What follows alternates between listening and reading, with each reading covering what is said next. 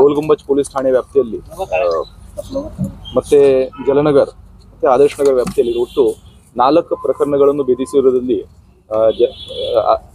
Gol Gumbaz circle inspector ಅವರ ತಂಡ ಯಶಸ್ವಿಯಾಗಿರುತ್ತಾರೆ. ಅದರಲ್ಲಿ ನಿನ್ನೆ ರಾತ್ರಿ ನಮ್ಮ ನಾಕಾಬಂದಿ ಒಳಗಡೆ ಕೆಲವು ಸಸ್ಪೆಕ್ಟ್ ಜನ ಕಂಡು ಬಂದಿರುತ್ತಾರೆ. ಆ ಸಸ್ಪೆಕ್ಟ್ಗಳನ್ನು ಹಿಡಿದಾಗ ಅವರು ಲೋಕಲ್ MOB ಅಂತ ಗೊತ್ತಾಗಿದೆ.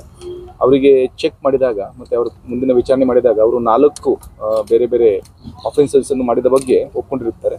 ಈ ಎಲ್ಲ ಒಬ್ಬ ಹೆಸರು ಜಂಪು, ಪರಶುರಾಮ್ ಮತ್ತೆ ಬಸವರಾಜ್ ಅಂತ ಹೇಳ್ಬಿಟ್ಟು ಇವರ ಮೇಲೆ ಹಿಂದಿನ ಕೇಸಸ್ ಸಹ ಇದ್ದಾವೆ.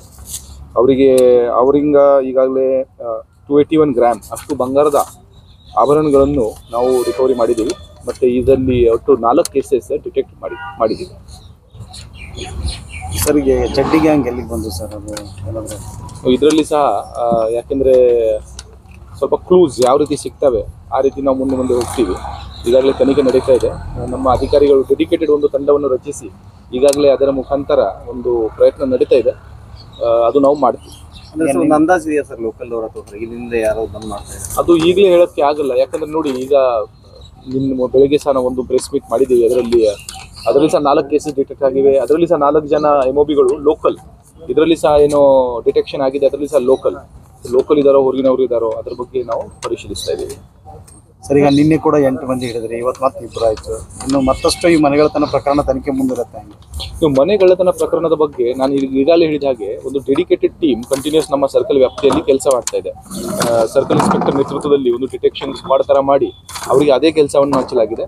ಮತ್ತು ಅದನ್ನು ಅಡಿಷನಲ್ SP ಆಗಲಿ, ನಾನಾಗಲಿ, ನಾವೆಲ್ಲರೂ DSP ಆಗಲಿ ಎಲ್ಲರೂ ಅದನ್ನು ಆವಾಗ ಒಂದು ಮಾನಿಟರ್ ಮಾಡ್ತಾ ಇರ್ತೀವಿ. ಈ ಮನೆ ಕಳ್ಳತನಗಳ ವಿಚಾರದಾಗ ಸರ್ ಜನರು ಕೂಡ ಜಾಗೃತಿ ವಹಿಸ್ತಾರೆ. ಹೌದು, ಈಗಾಗಲೇ ಲಾಸ್ಟ್ ಟೈಮ್ ನಾವು ನೀವೇನು ಚಡ್ಡಿ ಗ್ಯಾಂಗ್ ಹೇಳ್ತೀರಿ ಆ ಕೇಸಲ್ಲಿ ಸಹ ನಾವು ರಿಕ್ವೆಸ್ಟ್ ಮಾಡಿದೆ. ಯಾವುದೇ ಸಸ್ಪಿಷಿಯಸ್ ಮೂಮೆಂಟ್ ಇದ್ದಲ್ಲಿ ನಮಗೆ ಕೂಡಲೇ ತಿಳಿಸಿದಲ್ಲಿ ಅದಕ್ಕೆ ನಮ್ಮ ಕಂಟ್ರೋಲ್ ನಂಬರ್ ಆಗಲಿ ಅಥವಾ 112 ಆಗಲಿ ಅಂತ ಸಂದರ್ಭದಲ್ಲಿ ನಮ್ಮ ಪೊಲೀಸ್ ವೆಹಿಕಲ್ ಅಲ್ಲಿ ಬಂದ್ಬಿಡುತ್ತೆ. ಎಸ್ ಸರ್, CCTV ಕ್ಯಾಮ್ರಾ ಸಹ ನಾವು ಏನು ಪ್ರಯತ್ನ ಮಾಡ್ತೀವಿ ಅಂದರೆ ಮನೆಯಲ್ಲಿ ಇರುವಂಥ ಕ್ಯಾಮ್ರಾ ಸ್ವಲ್ಪ ರಸ್ತೆಗೆ ತಿರುಗಿಸಿದ್ರೆ ನಮಗೆ ಅದರಲ್ಲಿ ಬಹಳಷ್ಟು ಅನುಕೂಲ ಆಗಲಿಕ್ಕಿದೆ. ಯಾಕೆಂದರೆ ಆ ಕ್ಯಾಮ್ರಾ ಆ್ಯಂಗಲ್ನು ಮ್ಯಾಟರ್ ಆಗುತ್ತೆ. ಅದು ಸಹ ಒಂದು ನಾವು ಪ್ರಯತ್ನ ಮಾಡ್ತಾ ಇದ್ದೀವಿ. ಅದರ ಜೊತೆಗೆ ನಮ್ಮ ಬೀಟ್ ಸಿಬ್ಬಂದಿ, ನಮ್ಮ ಸ್ಪೆಷಲಿ ಅರ್ಬನ್ ಏರಿಯಾಸಲ್ಲಿ ಬೀಟ್ ಸಿಬ್ಬಂದಿ ಪ್ರತಿಯೊಂದು ಓಣಿಯಲ್ಲಿ ಮನೆಯಲ್ಲಿ ಹೋಗಿ ಸಾರ್ವಜನಿಕರ ಜೊತೆ ಸಂಪರ್ಕ ಬೆಳೆಸುವ ನಿಟ್ಟಿನಲ್ಲಿ ನಾವು ಈಗಾಗಲೇ ನಿರ್ದೇಶನಗಳನ್ನು ಕೊಟ್ಟಿದ್ದೀವಿ. ಮತ್ತು ಸಾರ್ವಜನಿಕರಿಗೆ ಸಹ ವಿನಂತಿ, ಅವರು ತಮ್ಮ ಬೀಟ್ ಸಿಬ್ಬಂದಿಗೆ ಯಾವುದೇ ಸಮಸ್ಯೆ ಇರಲಿ ಅವರಿಗೆ ಫೋನ್ ಮಾಡಿದಲ್ಲಿ ನಾವು ಸ್ಪಂದನೆ ಕೊಡೋದ್ರಲ್ಲಿ ಸ್ವಲ್ಪ ಬೇಗ ಸ್ಪಂದನೆ ಕೊಡ್ಬೋದು.